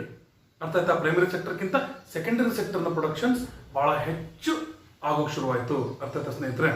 ನೋಡ್ರಿ, shift ಆಯ್ತಾ ಅಥವಾ ಚೇಂಜ್ ಆಯ್ತಾ ಪ್ರೈಮರಿ ಸೆಕ್ಟರ್ ಇಂದ ಸೆಕೆಂಡರಿ ಸೆಕ್ಟರ್ಗೆ? ಯಾವ ರೀತಿ ಪ್ರೊಡಕ್ಷನ್ ಮತ್ತು ಎಂಪ್ಲಾಯ್ಮೆಂಟ್ ಎರಡೂ ಸಹ ಪ್ರೈಮರಿ ಸೆಕ್ಟರ್ ಇಂದ ಸೆಕೆಂಡರಿ ಸೆಕ್ಟರ್ಗೆ ಚೇಂಜ್ ಆಯಿತು ಅಥವಾ ಸೆಕೆಂಡರಿ ಸೆಕ್ಟರ್ ಬಹಳ ಪವರ್ಫುಲ್ ಆಯಿತು. Next, recently from last 100 years ಅಂದರೆ 1900 ಅಥವಾ 1920 ಈ ರೀತಿ ನಾವು ಕನ್ಸಿಡರ್ ಮಾಡಿದ್ರೆ, tertiary sector has become more influential. Now tertiary sector is also producing more and it is giving job opportunities for more number of people. Have you understood? ಹೀಗೆ developed ನೇಷನ್ಗಳನ್ನು ನಾವು historical change in sectors ನೋಡಿದ್ರೆ ಫಸ್ಟ್ಗೆ primary sector ಬಹಳ development ಇತ್ತು. ನಂತರ it shifted to secondary sector in respect of production as well as providing job opportunities. Secondary sector become more powerful, more dominant.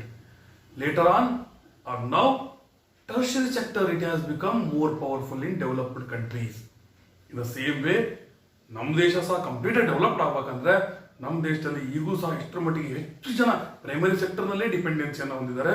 ಅದನ್ನು ಬಿಟ್ಟು ನಾವೇನ್ ಮಾಡಬೇಕು, ಸೆಕೆಂಡರಿ ಸೆಕ್ಟರ್ ಮತ್ತು ಮುಖ್ಯವಾಗಿ ಟರ್ಷರಿ ಸೆಕ್ಟರ್ ಇವುಗಳಿಗೆ ಇಂಪಾರ್ಟೆನ್ಸ್ ಕೊಟ್ಟರೆ ನಮ್ಮ ದೇಶನೂ ಸಹ ಡೆವಲಪ್ಡ್ ಕಂಟ್ರಿ ಆಗ್ಬೋದು ಈಗಿನ ಸಿಚುವೇಶನ್ ಅನ್ನ ನೋಡಿದ್ರೆ ಅಂತ ಅನ್ಸುತ್ತೆ.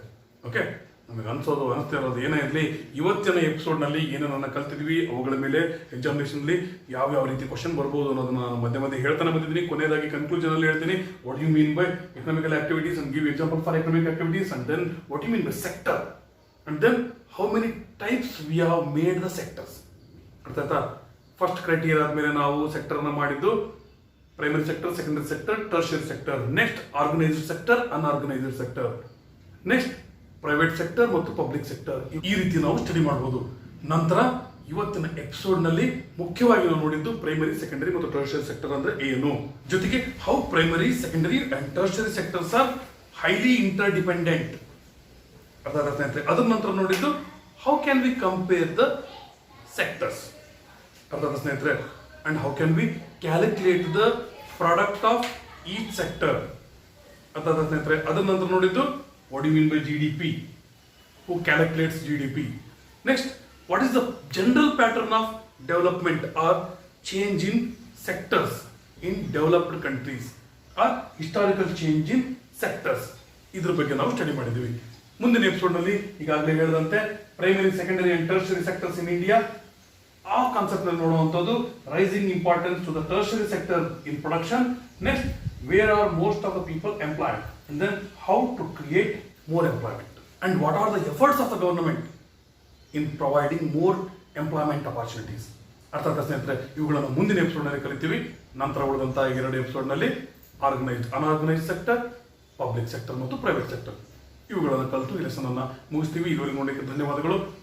ದಯವಿಟ್ಟು ನಮ್ಮ ಚಾನಲ್ನ ಸಬ್ಸ್ಕ್ರೈಬ್ ಮಾಡಿ, ಬೆಲ್ ಬಟನ್ ಅನ್ನು ಟಚ್ ಮಾಡಿ, ಹೆಚ್ಚು ಜನಕ್ಕೆ ನಮ್ಮ ಚಾನಲ್ ಲಿಂಕ್ಗಳನ್ನು ಶೇರ್ ಮಾಡಿ. ನಾನು ಪದೇ ಹೇಳ್ತಿರ್ತೀನಿ, ನಮಗೆ ಯಾರೋ ಗಾಡ್ ಫಾದರ್ ಅಲ್ಲ, ಗಾಡ್ ಎ ಫಾದರ್, ನೀವೇ ನಮ್ಮ ಬ್ರದರ್ಸ್ ಅಂಡ್ ಸಿಸ್ಟರ್ಸ್.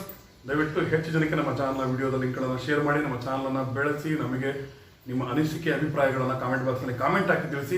ಅವಾಗ ಇನ್ನೊಂದು ಸ್ವಲ್ಪ ಹೆಚ್ಚು ಉತ್ಸಾಹದಿಂದ ಬೇಗ ಇನ್ನೂ ಹೆಚ್ಚು ಕ್ವಾಲಿಟಿ ವಿಡಿಯೋಗಳನ್ನು ಮಾಡೋದಕ್ಕೆ ಅನುಕೂಲ ಆಗುತ್ತೆ. ಮುಂದಿನ ಎಪಿಸೋಡ್ಗಾಗಿ ಕಾಯ್ತಾ ಇರಿ. ಜೊತೆಗೆ ಸೈನ್ಸ್ ನಲ್ಲಿರುವಂತಹ 10 ಲೆಸನ್ಗಳನ್ನು ಮುಗಿಸ್ತಾ ಇದ್ದೀನಿ 10th ಸ್ಟ್ಯಾಂಡರ್ಡ್, ಜೊತೆಗೆ ಇಂಗ್ಲಿಷ್ ಗ್ರಾಮರ್ ಅವನು ಸಹ ಬಹಳ ಕಾನ್ಸೆಪ್ಟ್ಗಳನ್ನು ಮಾಡಿದ್ದೀನಿ. ಜೊತೆಗೆ 10th ಸ್ಟ್ಯಾಂಡರ್ಡ್ ಮ್ಯಾಥಮೆಟಿಕ್ಸ್ ಸಹ ಶುರು ಮಾಡಿದ್ದೀನಿ. 9th ಮ್ಯಾಥ್ಸ್, 8th ಮ್ಯಾಥ್ಸ್ ಸಹ ಇದೆ. ಹಾಗಾಗಿ ಕನ್ಫ್ಯೂಸ್ ಆಗಬಾರ್ದು ಅಂದರೆ ದಯವಿಟ್ಟು ಪ್ಲೇ ಲಿಸ್ಟ್ಗಳಲ್ಲಿ ವಿಡಿಯೋಗಳನ್ನು ನೋಡಿ, ಅವಾಗ ನಿಮಗೆ ಯಾವುದೇ ರೀತಿಯ ಕನ್ಫ್ಯೂಷನ್ ಆಗಲ್ಲ. ಧನ್ಯವಾದಗಳು. Take care, be happy, bye.